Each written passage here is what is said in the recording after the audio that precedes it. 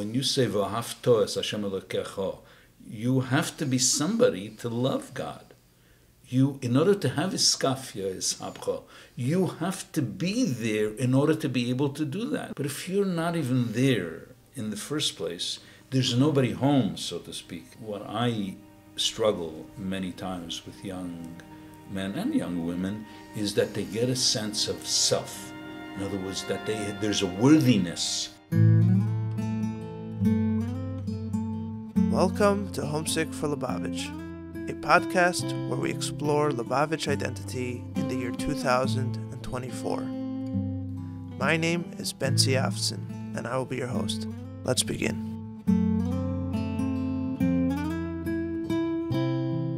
All right, I'm here. I'm already having a ton of fun. We're starting now, but we're starting now for the podcast. But been here for a few minutes and already developed a very nice rapport with my guest, Rabbi Chaim Itche Drizin. Chaim Itche Drizin, Yeah, who's also a rabbi, technically. Yeah. Chaim Itche Drizin, pleasure to meet you. Thank you very much for agreeing to come on this podcast and to listen to the voice that said to do it. Yes, thank you for having me, and I'm looking forward. All right, so just don't touch this. You can't sorry. hear it. No, you can't hear it, but I Yeah, can. I understand. Yeah, so we've been speaking for a few minutes. There are so many things I wanted to talk to you about. I have a feeling we're not going to get to everything. So, but let's start with the beginning. Talk a little bit about your family, where you come from. Your father was, of course, Rabbi Avrohom Maayor, who, I'm not trying to make this about myself, but certainly a family relation there from both sides. One was a little bit more complicated, but my grandfather Aftzin was a very deep mushba of your father, and lived by his house for a while as well. Yeah. So you know the history, okay. I know a little bit of the history. Frankly, I don't know enough about the history, and I've certainly never spoken to any of his children. Most of them are much older. So right. I'd love to hear, I'd love to have you talk a little bit about your parents and your growing up. So I'm not even sure where to start.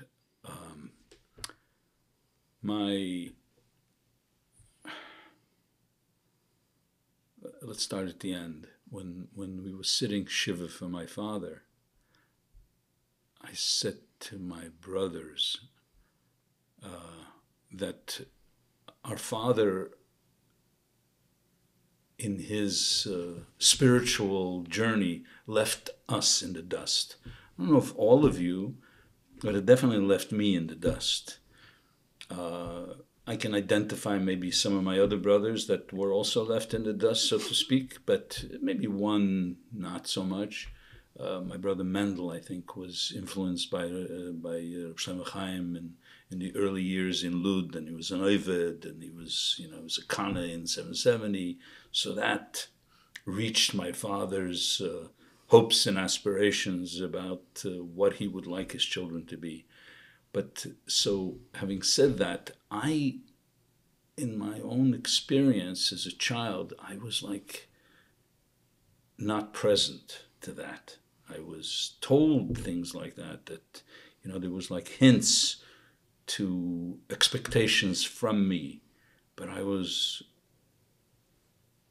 you've learned a new word today, I was disassociated from that. I was like not connecting to what that meant, and unable to really go on that journey, because the parenting, my father was just a dugma chaya. He didn't spend time that I can remember sitting with me and looking me in the eye and talking to me about what he hoped for me and maybe what he would like to teach me. He was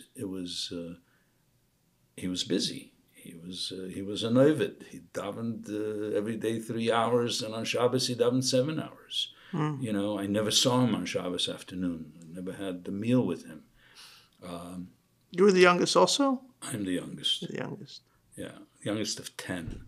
I was the only one born in Israel. All my other siblings were Russia born. So you were already born on the other side of the other side. So it's like a different upbringing, a different mindset. Did that disassociate you from your siblings as well? That divide of Israel-Russia? I mean, you could say that. I didn't identify with them. I mean, when I left, for example, when I left Crown Heights to San Francisco, I was like an outsider to them, even though I left to do the work that Lubavitch stood for, but at the same time, I abandoned them. Interesting. They were all Crown Heitzers and living, sitting by every Shabbos by a Fabringen. Geshe Lubavitch, whatever that means. We did that in a different episode. So I was, and I lived away from them. I always lived away from Crown Heights. I mean, obviously I came to the Rebbe. I was there, but I didn't live with them in the way they did. So your father, when you grew up, your father and your mother, they lived in Eretz Yisrael? Yeah. So you grew up in Eretz Yisrael? Yeah, till I was 11. And then you moved to America? Then we moved to America. So my first 11 years, looking back, going back, my father had hopes for me. He didn't spend time with the older ones, but this is his baby, and he's going to really take time to connect with him, or whatever he hoped for. Right. It just didn't happen. Now that he was done with the KGB, it was time to do some parenting. But it didn't happen. Right. It just didn't happen. I mean, I think his intentions were good, but I don't remember anything, no focused parenting from either one. Right. Meaning sitting down with me so that I feel a connection, a special part of who I am. It was just on automatic pilot. Was that just how things used to be in those days?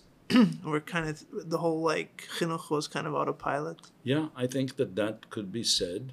I think it's today in many families the same way. Right. And so today I mean, a lot of parents are waking up to the fact that they need to direct their education. I mean, the Rebbe talks about it in Hayom Yom, half an hour every day. So the Rebbe Rashab, right? Right, but I'm just saying the Rebbe brought it. The Rebbe who wrote the Hayom Yom, the Rebbe wrote it. But I'm just saying that that you need to spend half an hour a day thinking about your kids. Right. I mean, that's like being totally focused on them. So it's very interesting because, in a way, what you're pointing to, at least for me, is already probably one of the earliest instances of this kind of emerging divide between the old world and the new world. Because I don't, like you said, all your older siblings were kind of all born on the other side of the fence, I don't know how old all of them were when they emigrated, but figuratively at least, they're all like Russian born or pre-Israel born. They didn't go straight from Russia to Israel, did they? Through France and through Pucking. Yeah. Through Pucking. Okay, with DP camps, it was the old world that they left behind them. Nobody ever went back to the DP camps, thank God. So there's that divide, and you're probably one of the earliest instances of it.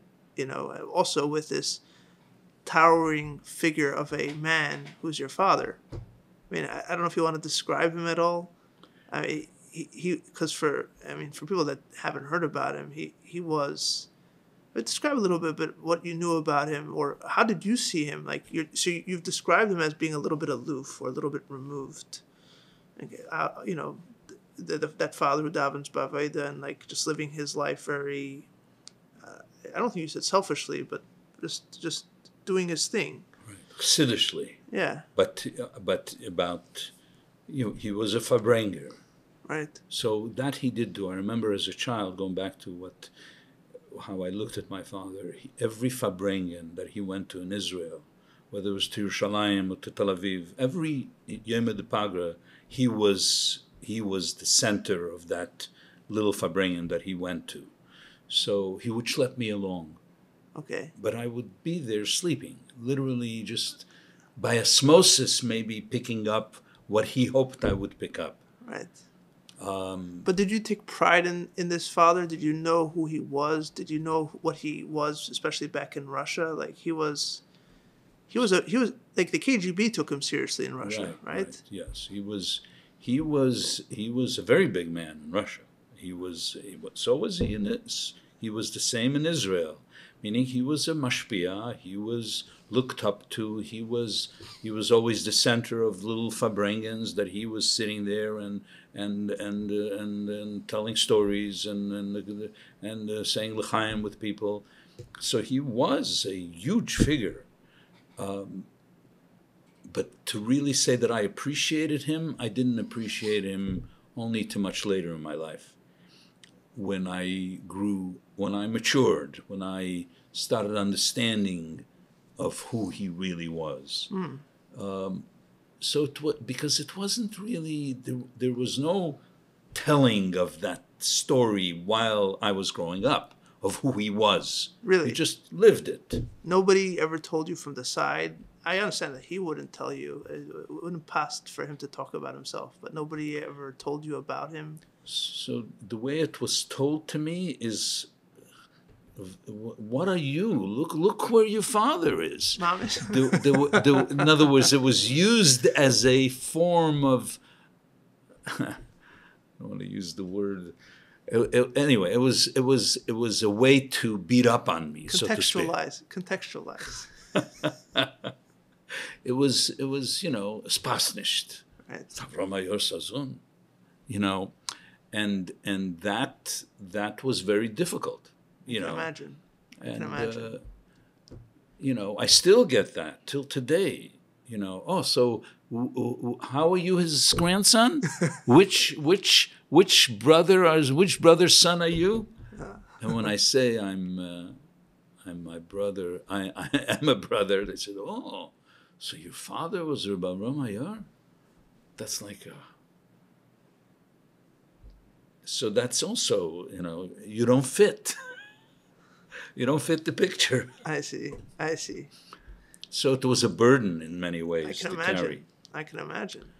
So how did you just said that eventually you grew to appreciate him. Describe that a little bit. So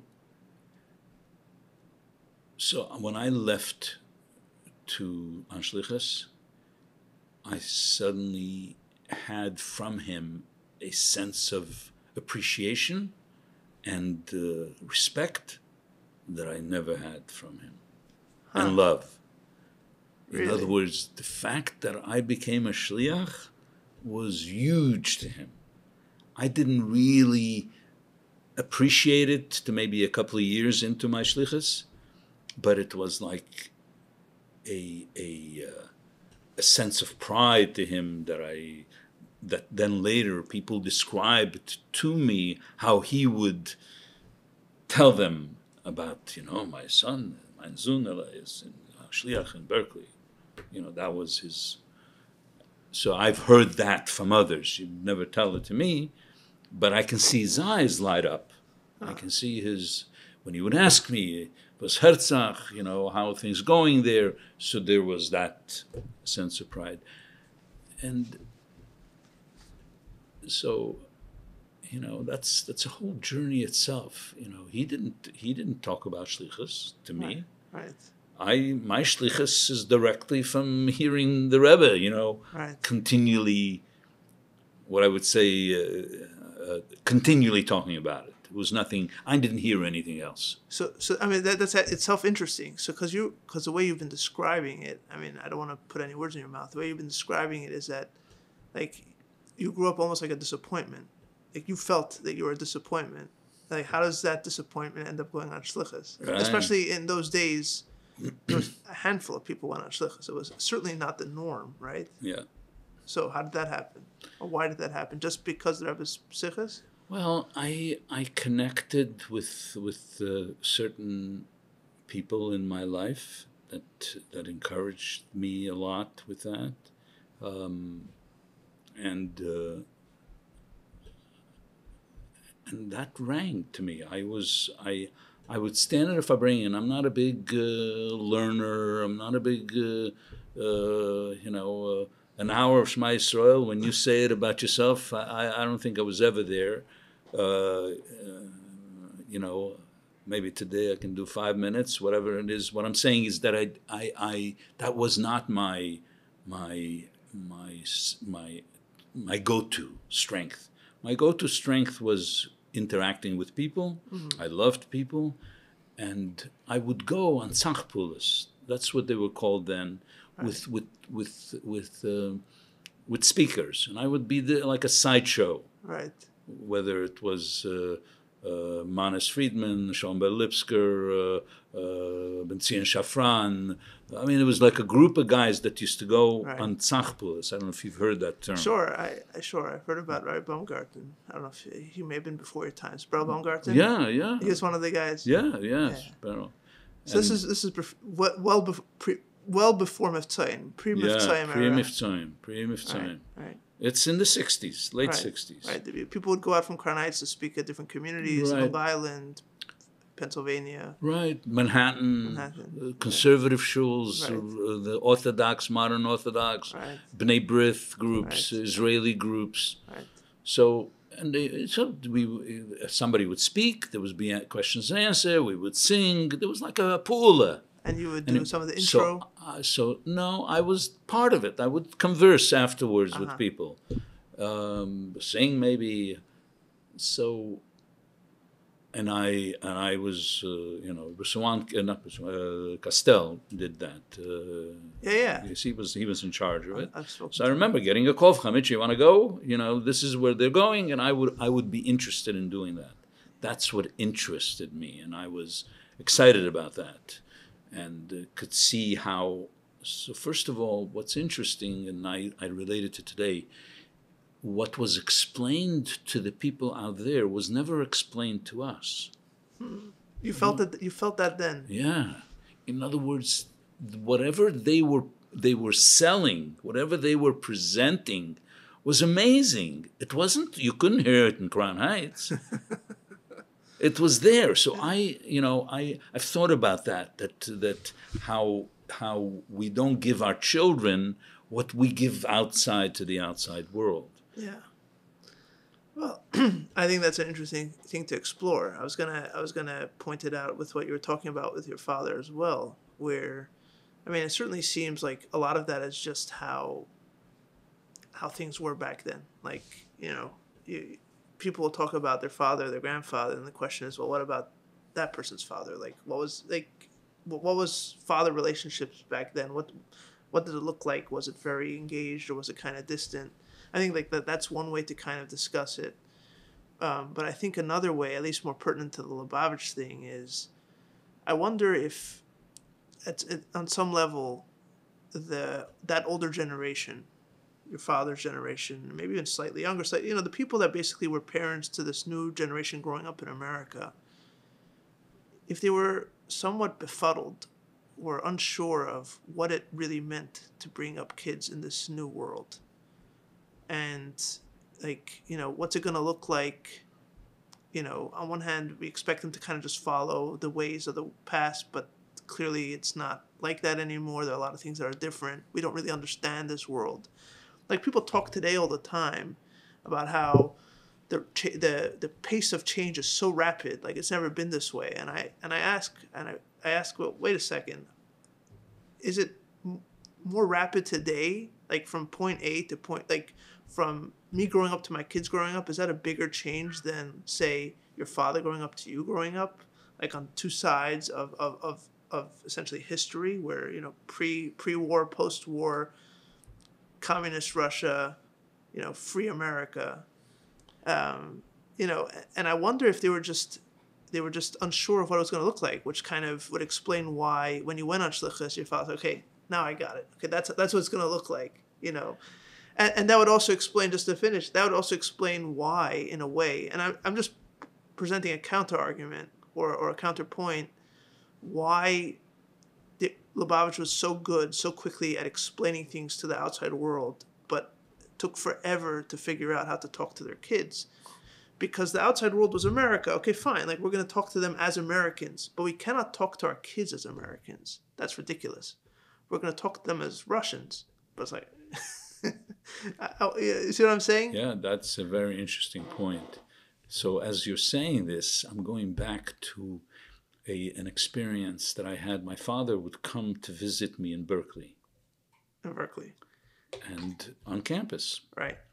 And we had a very active Chabad House. I didn't ask you. You went out to Berkeley? Yes. So you didn't, I first went out to San Francisco. I was there for a year. That's a story of its own. Then I moved to Berkeley. I was Chabad director of Northern California from the city of Berkeley. So you were mainly on campus. On campus. Right. But, to the whole Northern California. Right. So at one point, my father would engage. My father was actually also a young thinker in many ways, meaning it was never about Amolik Zeiten was great. In the times past, it was fantastic. Now, you did the Saderis. He never talked about that. Really? Never did. So he was forward thinking. So one day, I'm finding myself, he said to me, I need you to translate for me. This guy wants to talk to me. He wants to ask me some questions. And this guy is telling me, you mind I want to ask your father a couple of questions? So I said yes. And I would not do that as a rule. There was someone else who did that. But my father said to me, zog nit was ich zog. He's not saying what I'm saying. I need you to say what I'm saying. Don't misinterpret my words. So he knew enough English to get an understanding that what's being said was interpretive of what he was saying. So this young man said to him, I put on tefillin once every month, once every 2 months. I go on top of Mount Tamalpais. It's a beautiful scenery in Northern California. Sure. And I have a godly experience. I put on tefillin. I spend 3-4 hours singing, excited. Right. What do I need to do this every day? Right. What? It's like when I'm inspired, I get close to God. Why do it on a rote basis? It becomes, like a rote that is meaningless. And he says, I know, I've grown up near that world, and I've seen them do it. Right. They don't really mean what they're doing. It's like Right. So my father said to him, ask him, what is his, does he have a hobby? So he says, yeah, I play piano. I said, what are your hopes about playing piano? He says, well, I used to have hopes of becoming a pianist. So my father asked him, so how many hours a day would you have to practice in order for you to perform in wherever you dreamed of performing? Sure. So he said, realistically, I would have to play maybe 6 to 8 hours a day. And so what difference would that make? My father asked him, so he gave a whole explanation about what it would take to practice, and then one day he can perform. Right. So he said, it's the same thing. Right. In order for you to do well on Mount Tamalpais, you have to do it every day to practice, so that then you can get to that place. And I remember this guy understood it. And I was thinking, oh my God, my father understood him better than I understood him. I'm not sure I would have gone in that direction. Right. He asked a good question. Right. So when I said earlier that I got to know my father in these conversations, when he would suddenly be there, not talking to me, right. Because you just made that point. They weren't trained. I don't know if the word is trained. They weren't used to speaking to their children in a way that would get them interested, get them curious about what it is that they lived like. They just lived their lives. Right. But here's a guy sitting out there with long hair, right. And and my father is liking the work that I'm doing, so he wants to be part of it for a minute, and he participated. And there were many interactions that I had with him, with people outside like that I suddenly realized who he was. Mm. I had a very good friend. His name was Zev Butterman. And he had, I'm not going to repeat that. He had he'd actually written about it, a long in-depth conversation with my father in Ivrit. So my father was in Lud. He taught the Sephardic world. He was, he spoke Lashon Kodesh, Ha'admor mi Lubavitch, Hizbir Sa'inyan, he spoke, but he spoke it well. So this particular Zev Perman was in 1948. He was a friend of mine, another story. He's the one who introduced me to the guy who built the menorah. So he's a big part of my life of Northern California.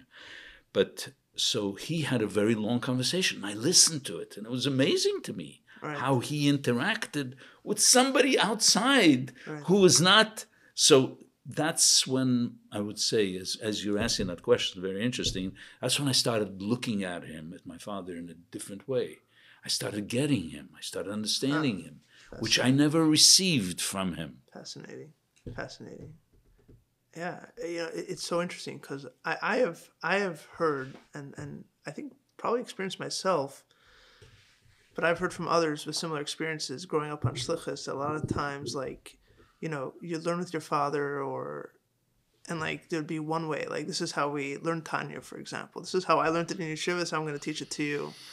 And okay, I'm a kid growing up in Hong Kong, or some other kid growing up in some suburb of America, and it's like, okay, I don't. It doesn't click. But then you're at the Shabbos table, and like you said, that guy with the long hair or that outsider asks a question, and now your father basically is forced to dig deep and to think he cannot. He knows that he cannot just say it to him the way he was told it as a child, and so suddenly it makes sense. So I feel. I mean, one way to look at it is and I think a lot of people feel this way. I don't feel this way about my childhood, I want to be clear, but a lot of people feel this way where, my father cared more about the other people than he cared about me. I feel like it's just, I don't know that has to be the explanation. I think an explanation can be that your father thought, or a father thinks that for his kid, this is the right way to communicate this information. But to do it in that kind of, to even, if you came to your father and said, I want to daven on this mountaintop, father, you're nuts. You're nuts.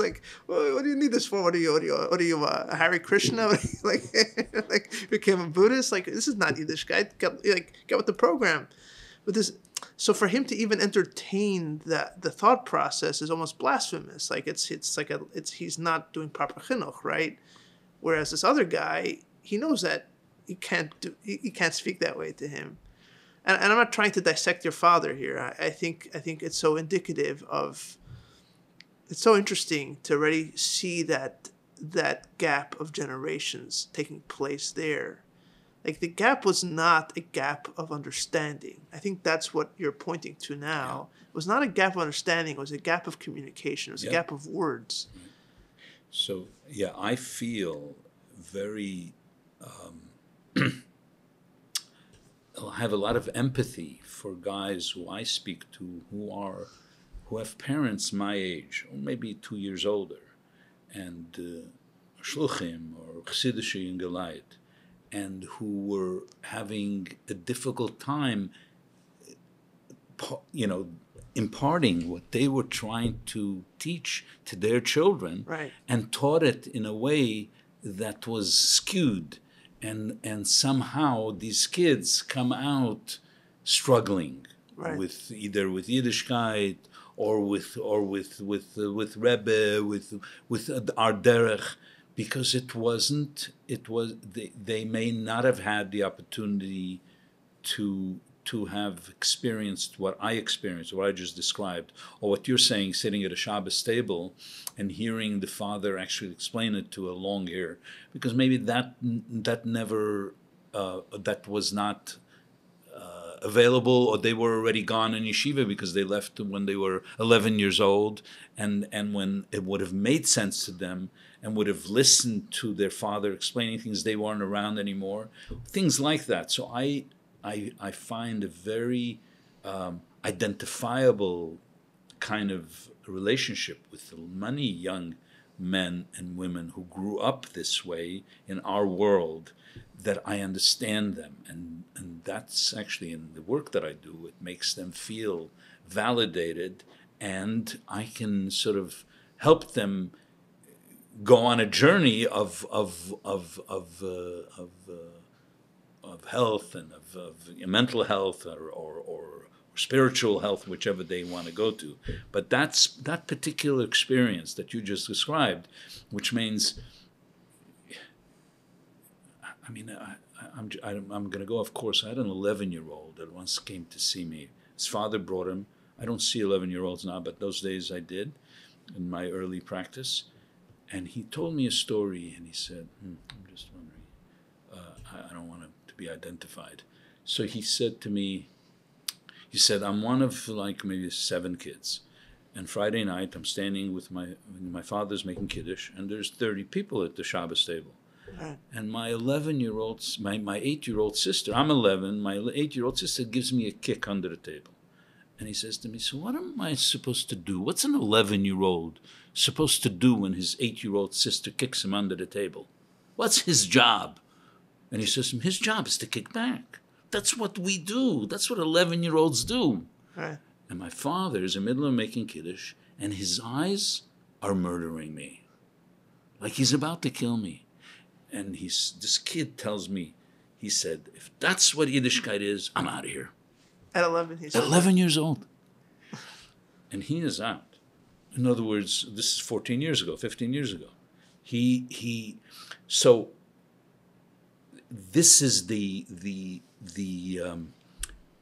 sometimes inability for parents to be able to connect to what Chassidus wants, what the Rebbe wanted, what we grew up with, the kind of caring and love and connection, and suddenly it's about them in front of 30 people.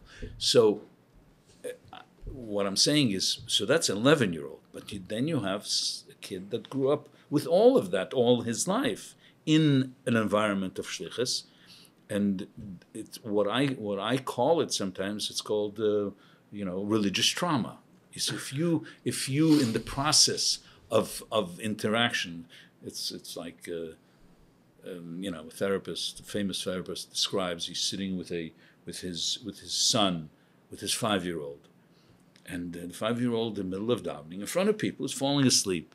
So his immediate reaction is to give him a zetzing cup to wake him up, so to speak. But he holds himself back because he thinks it's the wrong things to do. So that's already an evolved level of understanding of what's going on. So going back to your generational differentiation between older generation and younger generation, my father's generation, actually my generation too, didn't have the sensitivity or the tools or the ability to really communicate in a way that would not be hurting in any way. Right. Or they didn't have the words. They were just living their lives. Again, But they had the words, because they had the words for others. Yeah, but it didn't present itself. Right. So let's go back to my father. My father, how often did he have the opportunity to speak to someone like that with a translator and express his ideas that were creative at the moment, right? So, but when he's looking at me, it's like you said earlier, was machst du narrisch? Das daven wie ein Mensch. Wie kriegst du denn von dem Mount Tamalpais? Where are you going with this? Right. You know what I'm saying? So did he need to have those tools? No. Right. He didn't need it. Right. However, if you now put it into the 60-year-old father who has a 30-year-old, or who had at 40 had a 15-year-old or a 10-year-old, that needs to somehow open its door to be able to communicate in a way that, and I'm not sure it's there yet. No, I don't think it's there.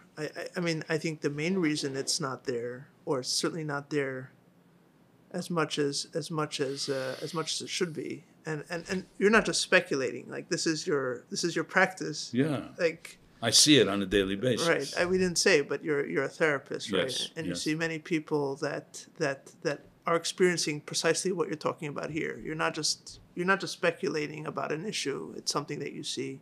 Right.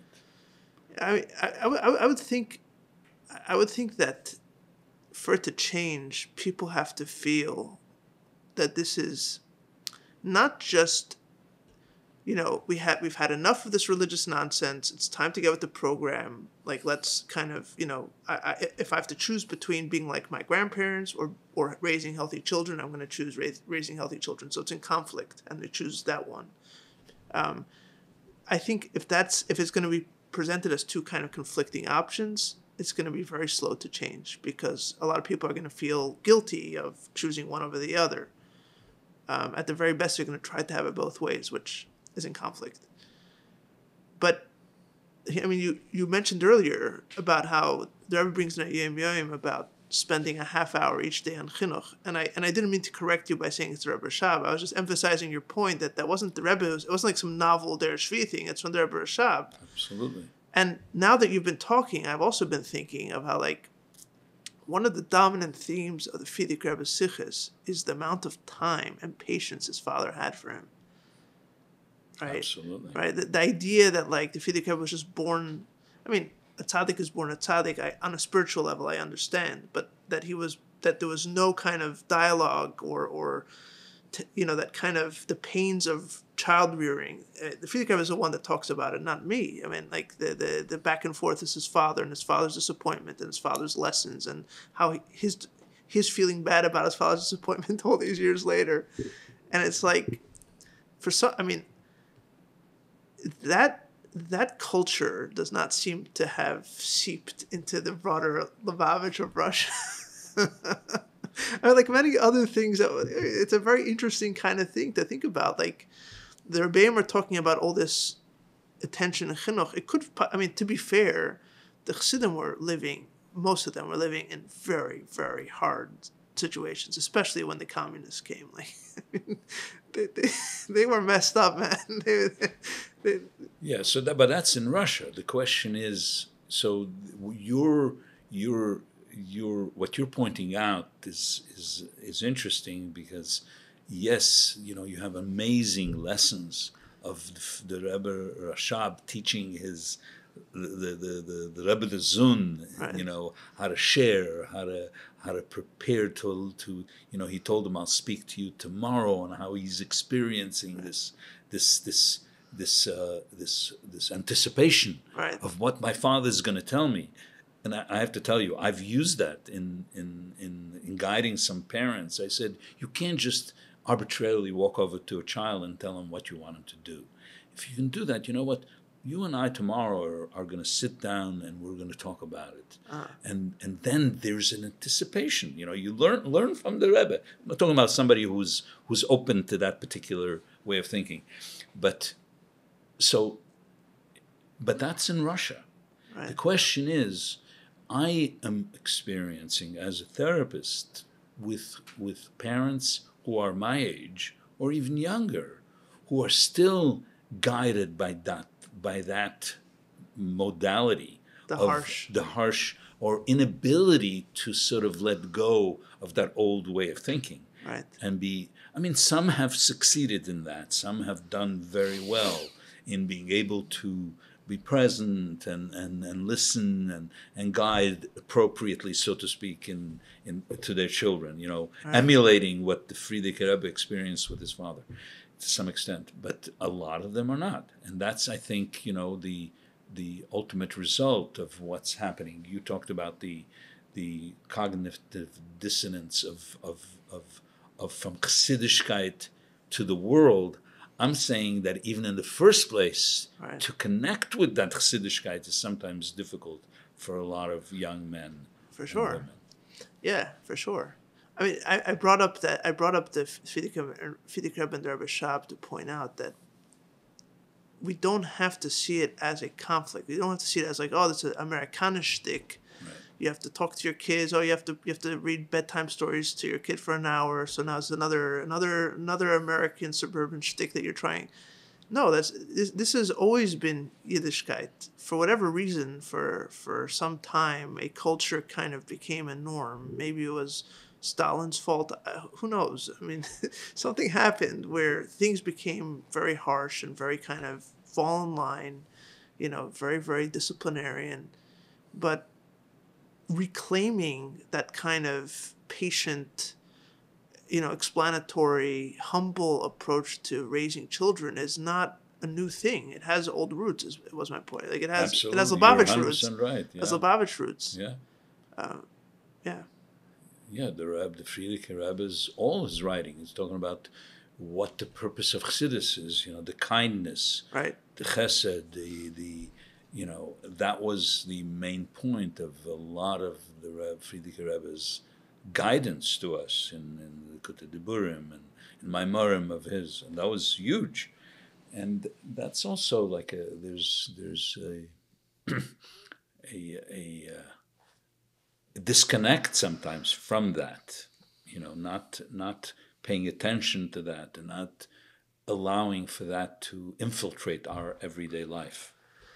I mean, it's very interesting to talk to you as a therapist. Not that I'm trying to have a therapy session, but as someone who practices therapy, because therapy, of course, I'm not trying to claim proper familiarity with it, but it has a long history. It's a very rich history of thinking and modalities and ways of approaching life. It's not just an instruction manual. It's really a philosophy of life. How does it come in conflict with the chossidus, with the chassidish outlook on life? Like, for example, let's say, from a therapist perspective or therapy perspective with a capital T, if one can kind of, boil it down to one general framework, the desired outcome is for a person to be healthy and a person to be mentally healthy and to not be in dissonance with himself and to not be disassociated and all these different ideas. But then, like, that must come into conflict at some point with the chassidus demand of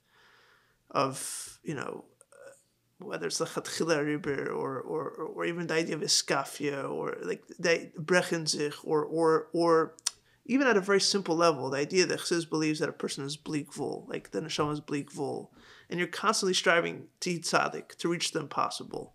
Like, even in a positive sense, forget about iskafia and all that stuff, but even in a positive sense, chassidus is demanding that at least you keep the impossible as the goal. How does that come into conflict with the idea of mental health? So, this could be a long discussion, but just on a simplistic level, all of that is not in conflict with what I would be doing. But you see, if someone is not feeling that he has a self, so to speak, that ich bin ashmate, ich bin agornisht, I'm not worth it, and they interpret that as bittul. In other words, that and they have no self-dignity, they have no self-pride. Again, not self-pride as gaiva, as haughtiness, but just a basic, when you say v'ahavto es Hashem Elokecha, you have to be somebody to love God. In order to have iskafia, ishabcha, you have to be there in order to be able to do that. Right. But if you're not even there in the first place, there's nobody home, so to speak. Right. So the way I perceive what I struggle many times with young men and young women is that they get a sense of self. In other words, that there's a worthiness, a basic worthiness, and I've collected actually Maimorim and Siches from our Rebbe, from previous Rabbeim, from Likutei Torah, of wording that would support that they need to be, I've heard many words like from boys, ich bin zukratzt, ich bin agornisht. I fall apart. Somebody says something and I'm nothing. Somebody will say something hurtful to me and I become nothing. In other words, that they have no sense of self. And then for 5 days, this plays in their heads, so to speak, how much of a nothing they are because somebody said something derogatory about them. You get what I'm saying? Sure. Am I making it clear? Sure. So if there's nobody there to have the ability to build who you are as a human being, and all you are is what other people say you are, with the outer validations, and so if somebody's giving you a compliment, then you're somebody. Right. If somebody is making a big deal out of you, then I'm someone. Right. But there's no internal ability to say that I'm somebody because I'm a chelik elokam mamash. So that's even. Yeah, but people say, well, then I'm destroying that chelik elokah because I'm a nobody. They argue that point. They're degrading themselves.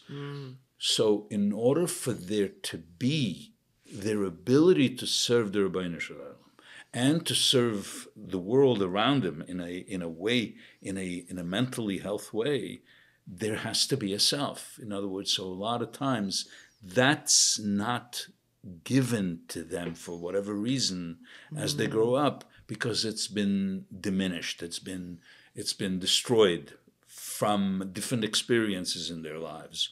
And I'm not going to get into that journey, but I'm just saying it happens.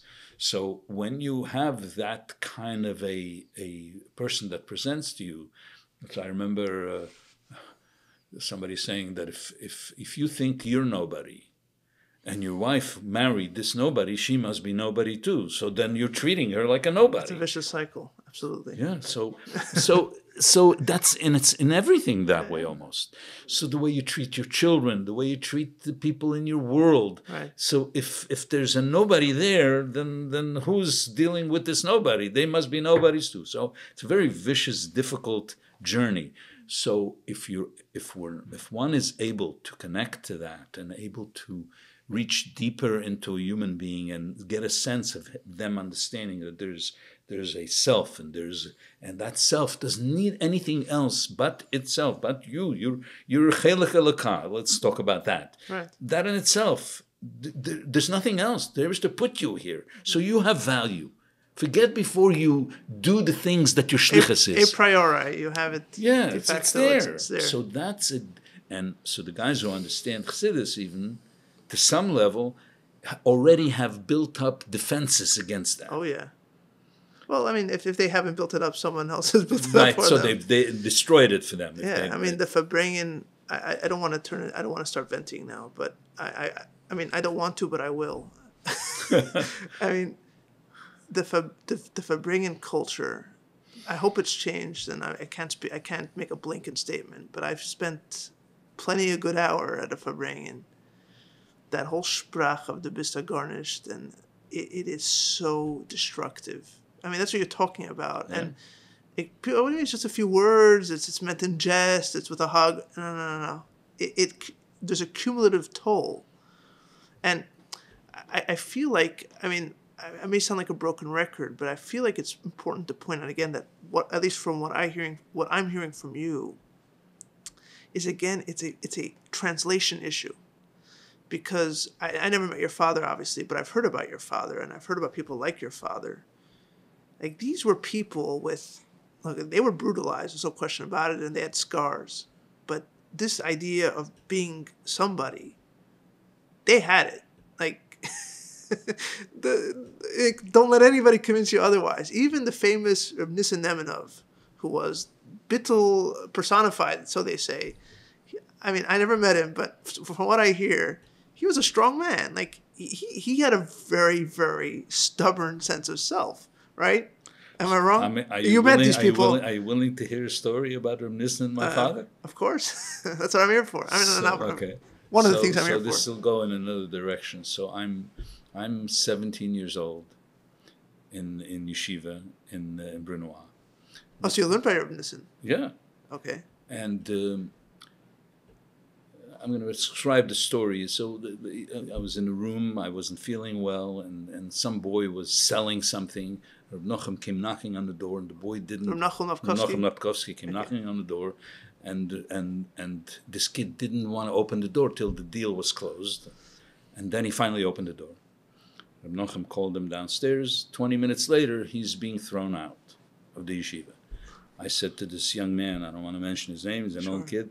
I said, did you tell them that I was here? And what did you do? He says, they're suspecting me of something, and they threw me out. So I, as a good American boy, get dressed. I had fever then. I walked downstairs to Reb Nochem Lepkovsky. I said, Reb Nochem, in Yiddish, I tell him, I was there. I don't know why you threw him out. So he said, Reb Nissen Tamar is geworfen. Okay, geht, red mit Reb Nissen. This is, Reb Nissen I would see him from the window. 7 hours a day, he would daven. So I'm coming, I would knock on his door, and I sit down, and I tell him. And suddenly, anger comes out of his nostrils. I'm going to translate. A young man, in middle of Seder, middle of studies, is laying in bed, doing nothing, and he's telling me this. Right. I said, excuse me, but I'm here to tell you what happened to this boy. He didn't want to listen. He kept on degrading me for who I was. Okay, so I said, I hear you. And they didn't change anything. The boy was expelled for a period of 3 weeks, then came back. I come back to New York, and I tell my father the story. So my father says to me, Shmarkach, you little stupid kid, you know who Reb Nissen is. My father was a big admirer of Nissen. Reb Nissen is given, and I'm going to say this, I hope it doesn't offend the family. Reb Nissen beteva is given a retzeach. That's what he said. That's what my father said. He says, you understand that he was who he was and who he became. You have no idea how this man is a transformed human being. Nobody's ever done that. And he went on for 25 minutes telling me how great Reb Nissen is. Yeah. And he was in awe of Reb Nissen. Literally in awe of Reb Nissen. They were the same age. Same age, buddies. So, why did I go there? So what I'm saying is these were people, they were giants. Right. But they struggled with real things. And they knew each other well enough to have known that this was going on. Right. I'm trying to think that what was my point about whether I knew you were going towards Reb Nissen. No, I wasn't trying to talk about Reb Nissen. I was saying that he was known as this person of Bittul. Right, to Bittul, that's right. So he, again. But what you're pointing to is that the people that knew him as a human being. Exactly. And he was a very strong human being, had a very strong character. Absolutely. But like that's such a problem of translation. Because like how do most Americans translate Bittul, for example? Self-nullification. Yeah, it's terrible. Right. And like that's probably, I mean, it could even be, I don't know the history of how Bittul got translated to self-nullification, right? Or maybe Bittul Yesh is self-nullification. Well, Bittul is nullification. Yesh is self, so self-nullification, right? Like you're nothing. You're nobody. So I don't know if they're ever signed off on it. I don't know how it started. I don't know what the origins of it is. But at some point, the way people who speak English interpret that is that you're nothing. You're nothing, and you're only something if you're validated from the outside, and you're validated by other things, by the community, by your mashpia, whatever it is. And what you're pointing to is that it's very clear that this is wrong, simply because it results in broken human beings, and that's never how chassidim were. Chassidim were not broken human. They're not broken, miserable human beings. They weren't. But you see, if you have a sense of self, if you're talking about again Reb Nissen, who was an unbelievable human being, and broke what's anger? Anger is not a good thing. No. So he subdued that, and it was a lifetime of work. Right. So it wasn't I'm a nobody. I'm a somebody who broke that somebodyhood that wasn't appropriate. Right. So there was a work there was material to work with. Right. There was a sense of self who whatever his character expressed itself. So he worked with that. And by us, It's not. It's if you have an identity and you know who you are, then these words can mean something to you. Right. It can. Yes. It's not. It's to be a haughty human being walking around and in our world it's called a narcissist. That everything is about you. That's a very destructive world. All right. But if you don't have a sense of self in the first place, where you feel yourself like you're a shmata on the gutter, that you don't appreciate who you are in any sense of the word, not the over-appreciation, Right. but under-appreciation of what and who you are, that could be devastating. I mean, I would imagine, I don't know how it's seen technically in the world of therapy, but I would imagine this kind of worthlessness is in a way almost the flip side of narcissism. It's like in both cases you're making it all about yourself or the lack of yourself. It's like, buddy, like, that's not what this game is about. That's not what this program is about. Like whether you're a thing or not a thing. You know what I mean? Like, Right. So sometimes the narcissist could be the product of lack of self-worth, right. and Right. no worthiness of themselves. Right. So they create this monster that is Right. all about themselves, because they need everything outside of them to make who they are, and that's destructive. I mean, So isn't that like basic Freudian thinking? don't ask me anything about Freud. I'm not. You're anti-Freud? I'm not Freudian. The Freud has been marginalized, at least in my understanding. No, of but the I'm saying world. this is like the idea of basic secondary narcissism or something, where Right. like when the child doesn't have proper separation from the mother. No, I mean, you don't care. You're not impressed by my bikias, basically. No. That's a world that I walked away from. So I to see. speak. And no, it's because the world of Freud is just that he introduced the subconscious. That's really what Right. he's honored for. And the other honor that he has, that the Rebbe Rashab somehow conversed with him, and maybe he saw things that he didn't. I don't even want to It's say. in their it. shimmis. Yeah, so I haven't studied that Rishima well, so I can't say what came out of that. But obviously he felt, the Rebbe felt enough to be able to go and speak to him. So, He asked about his melancholy. yeah, It so says, I mean, I don't know if the word's melancholy in their shimmis, but that's the idea that he was not happy. all right. Yeah, I mean, it's like, I hate to beat a dead horse, but there's this to me it's just, again, the problem of translation, the challenge of translation. Like you look at a generation of people who I still believe loved their children. Like they wouldn't want anything to happen to their children or to their grandchildren. They wanted what's best for them, and they thought they were communicating what they believed to their kids. But like, just even think of this example where like they're communicating bittul, and in their mind, bittul is you're a person with a sense of self, who then transcends the self with these acts of not nullification, but reaching for something bigger than yourself, right? I imagine that'd be one way to explain it, but certainly that's how they lived, right? That's what they think they're communicating, but what the child is receiving in America or wherever it is in English, let's say, what the child is receiving is, okay, so you can't be anything, and yourself is getting in the way of becoming a chossid shabacher, so you have to get rid of the self. I mean, the chasm there of mistranslation is so deep that, I mean, I think we're still recovering from it. Yeah. So a father once told me, he says, if I spend too much time with my son, he's going to become full of himself. So I'm saying that. So it's a lack of also, again, that's you're putting it, of interpretation, but of understanding the basic way a human being receives from another human being. In other words, a father.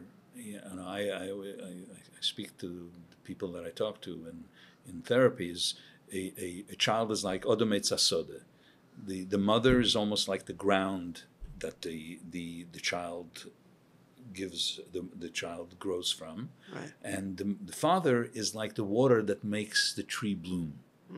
So a father, and that's research-based, that the father needs to spend time with the child in order to give them a sense of self, Right. to give them a sense of pride of who they are. Because the biggest man in their lives, as a rule, is a father. Right. So if my father, who's a busy man, who's so involved, and no matter whether they understand it or not, comes into my world and spends meaningful, even 20 minutes, one-on-one with me, that means I'm an important person. Right. That's the conclusion that they have. You know, I put it to them in dollars sometimes, which builds who they are. In other words, a child that hangs out on a Sunday with parents on in the park with mothers and father, that's $50,000 into their feeling good about who they are. One-on-one with a father, that's like $1 million into his bank account of feeling good about who they are, which builds a sense of self. But a father who's very busy, building an organization, whether shlichus or in business, and thinks that I don't need to give my child the time that I'm told to give because I didn't get it, and I'm okay, which is another question. But the point is but then he'll feel like something special. Right. Yes, precisely that. Because if he'll feel something special, he will be able to have the resilience to overcome life as he faces it. But if there's no sense of, my father didn't even have enough time for me, then I must really be nothing. Right. Right. So the father is very important. So it's not a matter of translation sometimes of chossidus necessarily. Right. It's a matter of just not living life. Yeah. No, I think that's fair. I think there was certainly a culture that took hold for some reason, at least in, this. I don't even think it's fair to point specifically to Lubavitch. It was a general old school thing where like the kids kind of grow up on their own on autopilot, right? Yeah. And the fathers, whether it's because the fathers used to be too overworked or people didn't understand it, the ramifications of it. It was for sure how things used to be. I just think that on top of that, and that's what I want to get to next, is you were saying that there's a particular flavor of Lubavitch. What would be the word? You use the word before dissociation, or in the context of this conversation, a particular form of Lubavitch worthlessness that you have come to observe. Like, I mean, I think it's important to point out that like Lubavitch, it's not only like a lot of the world is dealing with this. Like, there's an old way of life which people kind of just did things one way, and there are things that are changing, sometimes too far in the other direction. But there is a particular Lubavitch thing that you've come to observe. You want to talk a little bit about that? Yeah, so it's what we've been speaking about. The Lubavitcher understanding, this is the misinterpretation, of bittel, is or being hanging out of Verbringen. Du bist da gar nicht, and dein das ist gar nicht, and alles ist gar nicht. So this kind of being that's a misinterpretation of a sense of I'm nothing and I'm worthless. That's how it's being interpreted into the American thinking mind. A lot of times, not always. So if you have a child that grew up in a let's say healthy home where they did get a sense of self, then those words are meaningful to them. I just flashed, when I was 14 years old, I was in Montreal, and I remember one particular Verbringen that I partook of with Rabbi Greenglass, and he spoke to every one of us, in a true old style Verbringen. No one could know it, but each one of us knew when he was talking to us. And to me, that time of my life, there was like a switch that happened in my life. But it was about he was talking to my sense of self, how I need to bring it into reality, so to speak. But he connected with me. And it wasn't just about destroying me, it was destroying the part of me that was blowing up out of proportion. You know what I'm saying? The exaggeration of the self, for a lack of whatever. So adolescence. Yeah, I was a kid, but I, and he was able to penetrate that, but appropriately.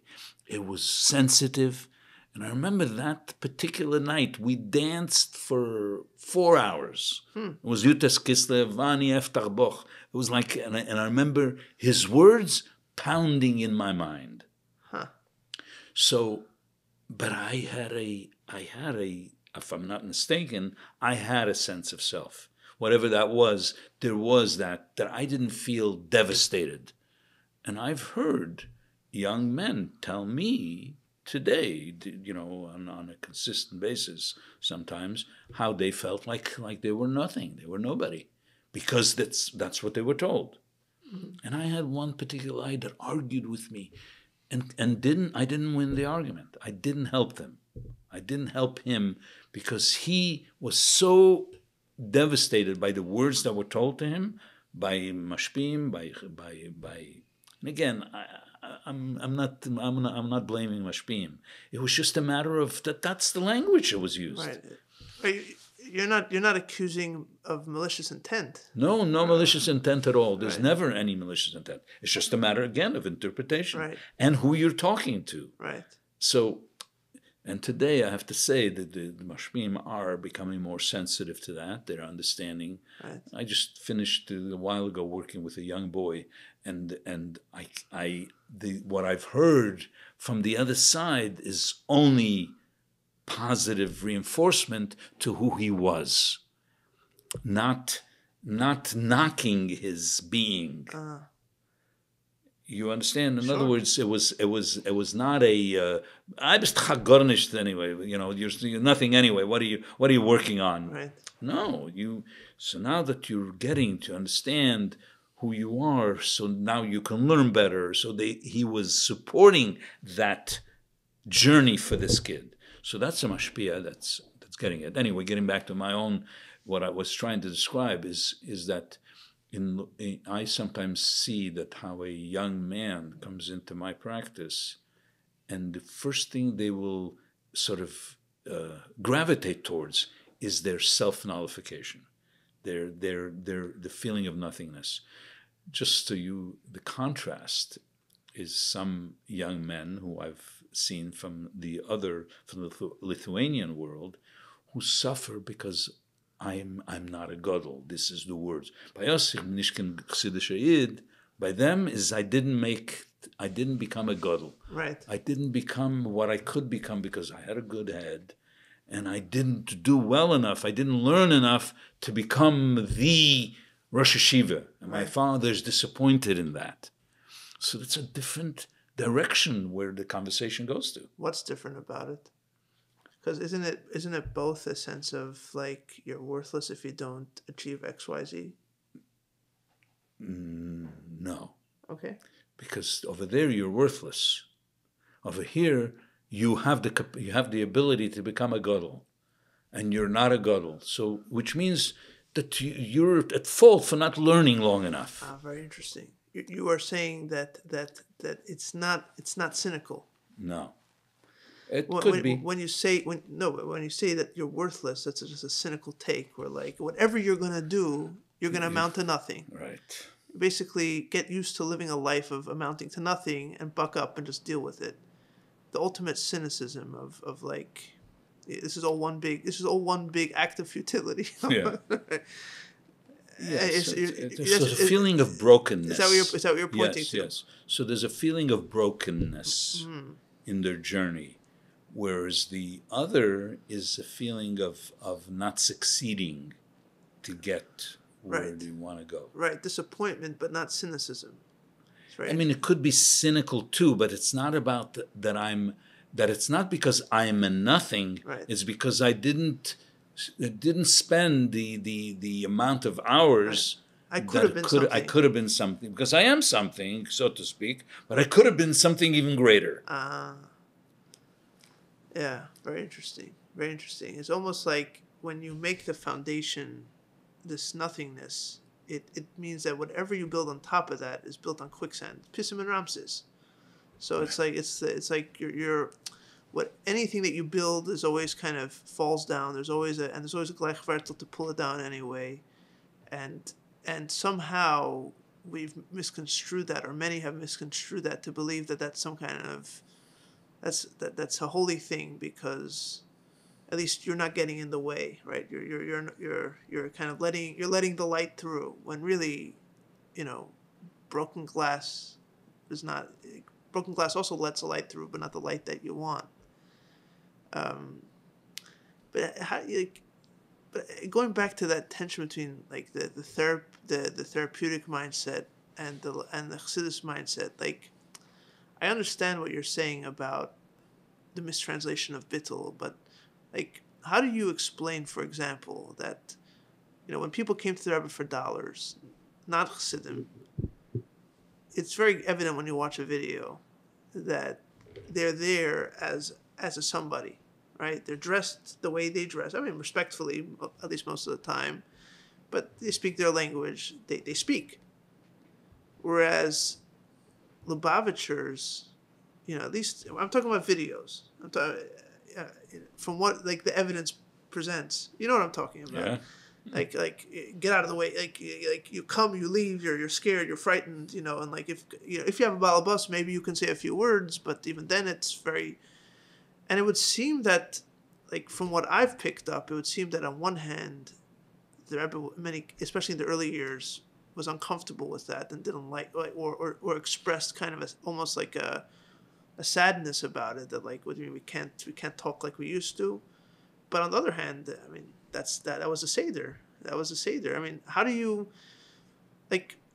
I'm not even trying to ask you. I mean, you're welcome to answer it this way, but I'm not trying to do you think that was the right thing or not. The fact is that's how things were, but you're saying that the model of brokenness doesn't work. But how do you square a model of self, a model of a healthy self, in the face of a massive tzaddik, in the face of a Rebbe, where the model that we see looking back at these videos is that I'm taka nobody in his space, which of course is almost crazy, because isn't the whole idea that there have empowered people, but we never took that to heart. So it's like a double-edged sword, you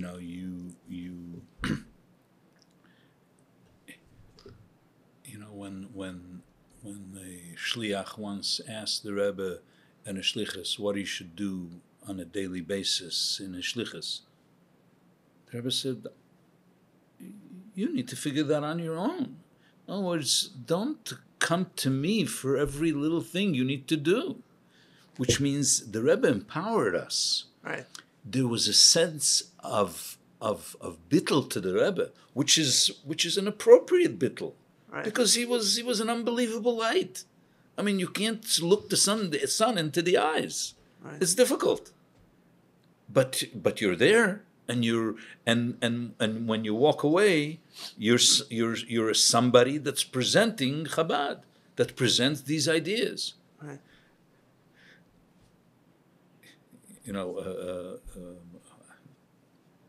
What is it? There's a story of the Freudian Rebbe when he was a child and he heard the old chassidim farbringen, what's a chossid? So he walked into his father and he said, why are they verbringen? Was ist der Rebbe? Was ein Chassidim and was ist der Rebbe? Right? And he said, was ein Chassidism? So he said, I know what Chassidim are. Why are they asking? So he said, du weißt, was a chossid is. Sehen verbracht, was a chossid is. So Manas gives the explanation, if I'm not mistaken, but it's the way it's understood, is that your shliach goes to a town and he said, speak, the Rebbe said this, the Rebbe said that, the Rebbe says, what do you say, Rabbi? The Rebbe said this, the Rebbe said that. So what are you doing? You're like a microphone. Right. But when you, so that's a chossidl. You're mimicking. And then on the other hand, you have a guy who's speaking great ideas, unbelievable concepts. And one day, the young man or the young couple that says, Rabbi, where'd you get these ideas? It's the Rebbe. So that's a chossid, meaning that you're imbibing everything the Rebbe is and taught you, and you're expressing that. So we're standing next to the Rebbe, we're nothing, we're nobody. So there's no sense of haughtiness, of self. You're not going to pontificate in front of the Rebbe. You know what I'm saying? So that's inappropriate. But so that, I think that's understood. That's an appropriate bittul. I see. To who you are in front of the big sunshine. Right. So you're a little candle. So you're trying to hide in a corner. Right. But it's understood. That's not a that's appropriate. There's no again, there are many people who walked over with maybe a little bit more stature and were full of themselves. That's already another madrega.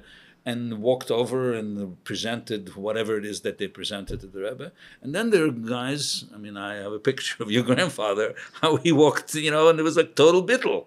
That doesn't mean that he wasn't who he was. You know what I'm saying? So there's many people who had different approaches to, but it's not about I don't think that's not about a pathology, so to speak, of selflessness and bittul.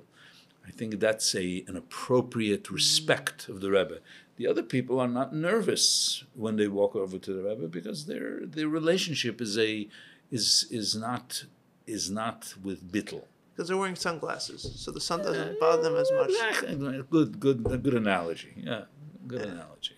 Very interesting. So, really, it speaks about this in chossidus, that like when a Talmud is in front of his Rav, he's batel, because that's the only way that you can receive what the Rav is saying. Because if you're thinking the whole time, you're not you're. But what you're saying, it becomes a pathology when you don't know how to reclaim yourself at some point, because that's a necessary. Like there's different times for different things, right? Is what you're saying. Yeah. So because if you're standing in front of the Rebbe and you're nothing, you're not going to be able to receive anything. In other words, if you're nothing, meaning there's no self, even not by the Rebbe, if there's no self to come back to, that's able to transport that knowledge to become a chossid, not a chossidl. Because if a chossidl, then what are you doing? You're repeating. In other words, your sense of self has to be there. You have to put who you are. It's like the concept of Omer b'shem Omeroi. Omer b'shem Omeroi brings the gula. But if you own what you're saying, you don't have to say it b'shem Omeroi. Right. Because it becomes yours. Right. So your ability to walk in front of a crowd as a Lubavitcher with the Rebbe's sort of glasses, with the Rebbe's voice in your head, then you can conquer the world. But if you are just mimicking, or I don't know what mimicking, the word is pantomiming. What? Pantomiming. What's pantomiming? Like playing a game. Yeah. In other words, you're just a puppet of saying what's being said to you. Then you have no capacity to reach anyone, because again, that becomes you're no one. There's no one there. Because if there was someone there, you can interpret that thought into your way of thinking. And then you're reaching to the other human being in your connection. But if you're on the floor and you're nobody, but you have a good memory, let's assume. So you're wording what the Rebbe said with no ability to transport it in a way that's meaningful to them. Right. That's a test, is what you're saying. Ultimately, that's a test. That's an Evan HaBeichin, right? If the bittul, I think that would in general be the test of any pathology, right? Like when does it become a clinical issue? When it prevents you from functioning properly, right? Like when if you're not feeling well or you're feeling a bit sad, okay, fine, we can deal with you don't need to deal with it necessarily. In a way, it could make it worse, right? Sometimes. But if your sadness makes you unable to talk to people or go to your work or be a parent, then that becomes an issue. Yeah. You're describing a similar thing when the idea of bittul diminishes you to a point where you cannot function. That's when it becomes a pathology. Right. I mean, we haven't really spoken about the negative side. I know you have to go soon, but I do want you to. I want you to, because I don't want it to sound just speculative. Just describe a little bit, and we're not going to end this way. I don't want to end on a negative note, but I do want. Maybe we should have done this earlier. Describe a little bit what you're seeing that makes you so concerned about this. Like, because a lot of people talk about it. Like, I've spoken about it on this podcast and in general, but not so many people have to deal with it or see it and grapple with it with the people that they see. Talk a little bit about the ramifications of it, like how's it affecting marriages, people in general. So I want to just go back to the positive. We're going to get back to the positive. I'm just before I go to your question, I'm going to say to you, I see myself as a carrier of hope. Mm-hmm. I'm a ultimate optimist. Right. I only see hope, and I was taught that if I can't see hope in my conversation with people, I don't belong there.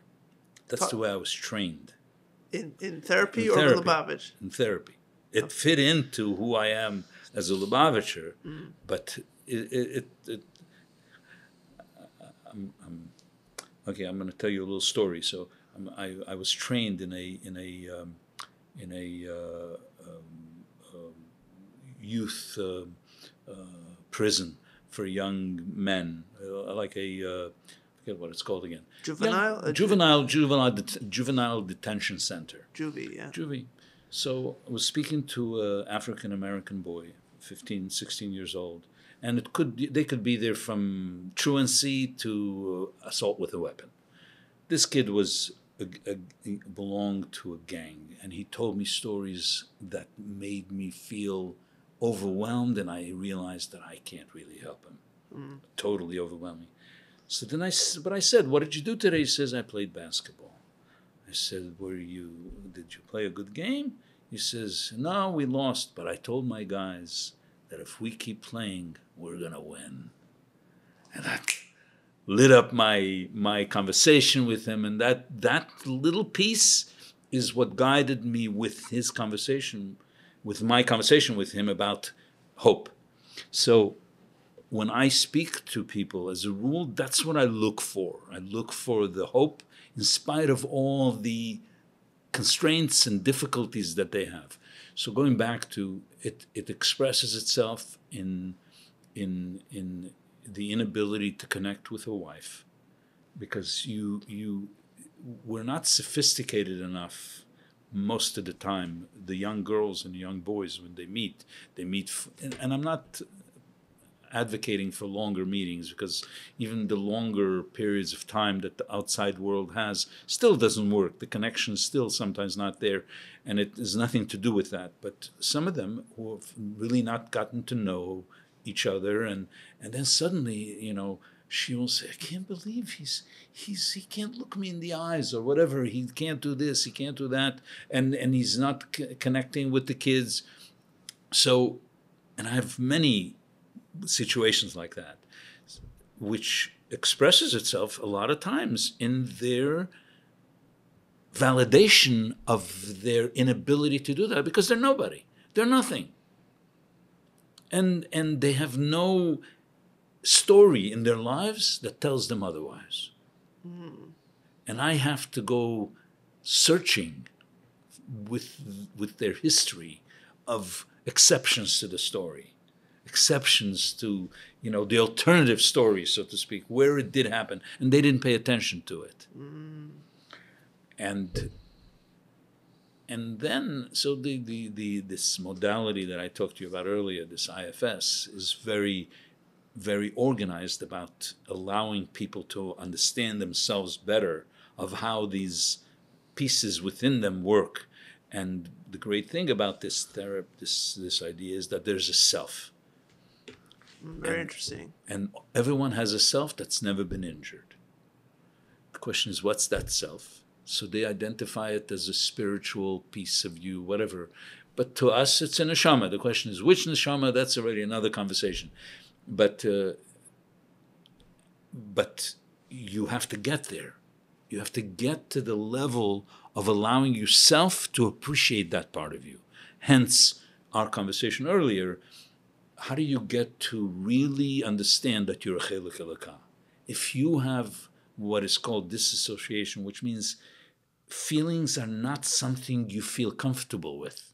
And that's a feeling that I have a piece of God inside of me, that I'm a chelik elokah mimal mamash, that God is within me. That's an experiential thing. It's not a thought. Tani talks about it. Right, exactly. Yeah. Hergish, but it's hergish. It's not da. It is das. It's not chokhmah. It's not up there. It's not an abstract idea. Yeah. Right? It's not abstract. But if you are the level of disassociation, in other words, means that the way I understand the experience things is that feeling is dangerous, because the last time I felt, I was hurt. So you protect your feelings by basically disassociating. Disassociating. That's a part that protects your feelings. So they will distract themselves. So some people distract with workaholism, with watching television, with doing all kinds of things that are distracting them from allowing them to feel the original pain of an emotional connection with whatever that was in their early childhood. You mentioned the more kosher things that people do. Yeah. The v'chulus, everybody, the et cetera, everybody can figure out. Exactly. It's very interesting because you spoke about how you're hopeful, and that's your modus operandi. And I also heard it in the way a lot of times people say, okay, let's go back to your childhood and see how hurt you were to validate how you feel now, and then kind of like, okay, now we know why their house burned down, let's build a new house. And you suggested something very different. Let's go find a different vision of the past, or a different version of the past that also has a truth to it that maybe has been neglected. This way we don't... Right? Is that what you said? So that's one thing that I do. But I also do the ability to... There's nothing bad that happens in our lives. So there is a difficult experience, and if you can unburden it from that experience, from that difficulty, it won't need the protectors, the so-called disassociation that you're doing, or the numbing, or the distractions to protect that pain. If you go in and unburden that difficult experience as a child, unburden it means that you give it hope, you connect to it, you speak to it, you. What does that look like? That you see the good in it? That you see how you see a good aspect of it? You see that like what's the example of that? You mentioned an example earlier. Your father looked at you at the Shabbos table with his eyes murdered you. No, that wasn't me. No. You mentioned that someone said. Did, yeah. Right. So that would be going back to that experience, and for the child to be able to look it in the eye, experience that, and then let go of that, so to speak. In other words, I get that. So what would you say, you're an adult today, to your 11-year-old self? What does he need from you? He wants me to love him. He wants me to hug him. He wants me to care for him. So you create a protective environment for him that doesn't have him remain in that difficult experience. I see. So it gives him hope. It gives him a sense of what he needed then as a child from your adult self now, that you're looking back and giving him that. So that's hope. So this is a different modality, but how you touch that original pain. Yeah, I just wanted to put. I feel like at least the other thing that you mentioned about finding The alternative story. the alternative story. I'm not trying to sugarcoat anything. Ultimately, like you said, there are many different ways to approach it, and not always is there a way to find that alternative story, or maybe something that's more difficult than others.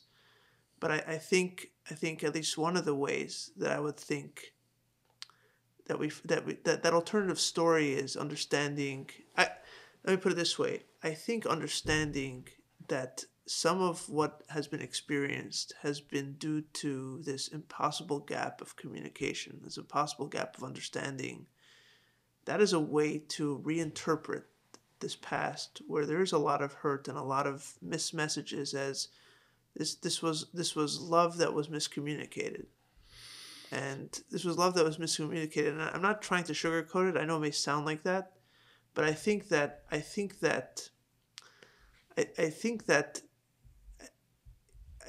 I just hope that there is a way to break out from the kind of unnecessary harshness of the past without letting go of it entirely.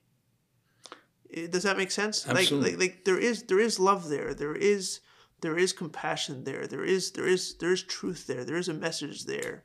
And it may sound soppy, but I think it's real. Like, because a lot of times you're like, oh, you're just talking about that old generation, like a bunch of angry people. No, they were real people. They loved. They cared. But one of the ways to kind of unpackage that is that there was a gap of understanding, which is if I put myself in their shoes.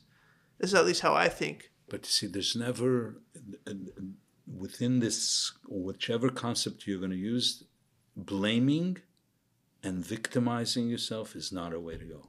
Mm-hmm. So as soon as you point the finger at someone else, you're not accountable for what happened to you. And so with this 11-year-old, it's not that he needs to be accountable, but pointing the finger at his father doesn't help. In other words, that's not where any good form of healing goes. It doesn't break the cycle. Right. So it's not only that, it doesn't help the person who's suffering. Right. Because as soon as you live in a life that points fingers, and that's been a very difficult journey for many young men and women, where they feel they have to point the finger, or that's what is the outcome of their pain. Right. And so in the way I understand the work that I try to do is never, and that's I have to emphasize that, never pointing a finger at anybody, because that doesn't help you. And so how do you not point a finger if someone's listening to this and they are upset at their parents for the way they kind of just spoke to them in a harsh language that they saw was not used towards other people? How do you not point the finger?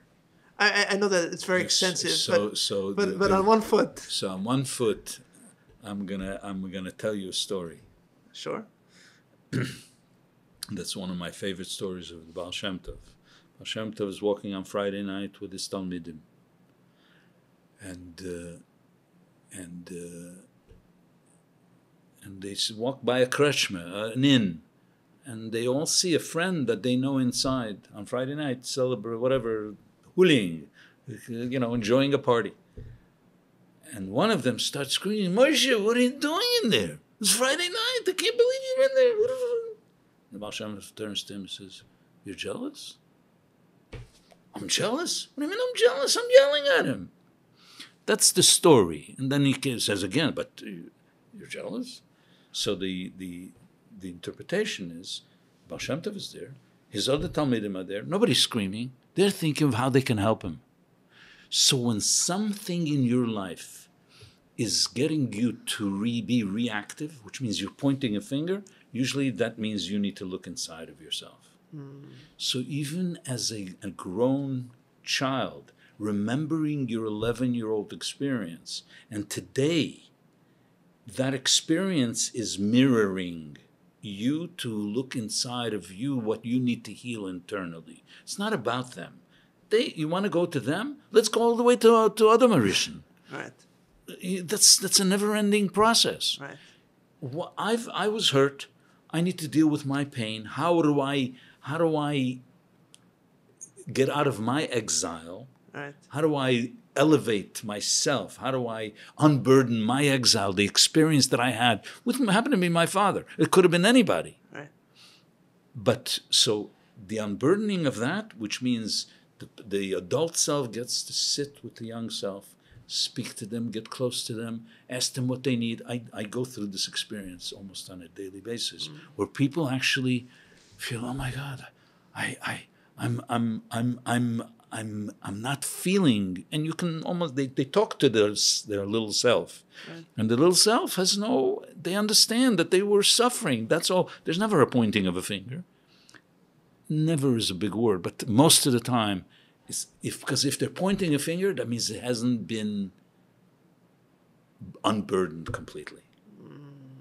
So again, going back to the Baal Shem Tov story, and the Rebbe has a sikha about it. If you see something being done wrong, Sure, I think. If you're feeling angry, that means it's your mirror. You need to look inside of you. If you feel like you have compassion, so the self that they talk about has compassion. Only. No reactivity. Reactivity is parts that have been injured. So this comes back to the self. Comes back to the self. So, yeah, we didn't directly frame it this way, but in many ways, what I'm understanding from this conversation is that what does Dereshri mean to Chaim Itche Drizin? It means a healthy sense of self that has compassion to the self, and in a chossid way. There's a meaning. Take ownership of your identity. Take ownership of you being a Lubavitcher. At some point, it's your generation. It's your time. Pointing a finger at the past means that you're stuck in the past, right? You have to take ownership and figure out a way to make it better and to make it your own, and to show that compassion to yourself and to your children. Right, and pointing a finger at anybody, for that matter. Right. Anybody. Whether it's the system, right, or is all really about what you need to be working within yourself. This is the ultimate Dereshvi message. We're beyond the past. Yeah. No, but really it's a sense of presence, of being in the present. In the present. Being in the present. That is a beautiful way of framing the present. Anyway, I know you have to go. I appreciate your time. This has been a blast. Pleasure meeting you. And same here. Thank you for having me. Hopefully this is meaningful to some people. The music for this podcast comes from the album Repentant Doors by Oren Sor Nadav Vachar and is used with their permission.